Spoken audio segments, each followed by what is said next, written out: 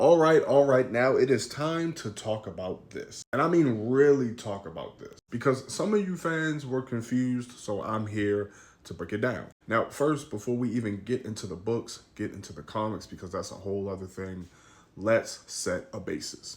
And what I simply mean by that is let's set a basis when it comes to understanding time in terms of the MCU. For example, do you remember at the end of Avengers Endgame when Steve took back Thor's hammer and all of the stones? That means that he had to go to each timeline exactly when that stone was taken and basically just put it back. The same way that Hulk explained to the Ancient One that if they were to take stones from the timeline, it would create multiple incursions and multiple branch timelines. But if you put it back right back where it was supposed to be, it'll be like they never left. Well, that's what Steve had to do.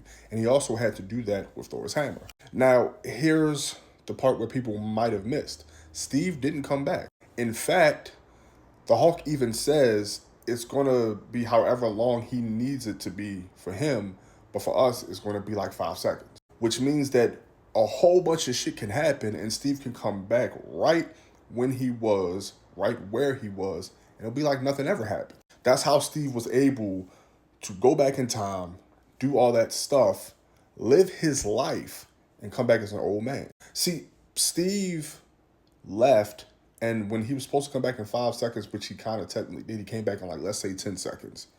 He came back old. For Bucky, Falcon, and Hulk, it seemed like no time had passed. But for Steve, a lifetime had passed. This lets me know again that a bunch of shit can happen and time can feel differently depending on which side of the time, let's say time door you're on. See, when Falcon asks Captain America, hey, how was it? And he said, it was beautiful.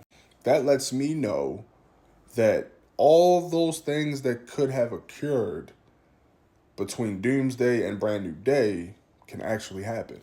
Because Doomsday and Secret Wars will have been a long time, but it can easily get reverted back, and we're going to talk about that in a later video. But first, let's set another basis. So if you watched Doctor Strange, Multiverse of Madness, that'll be this movie right here.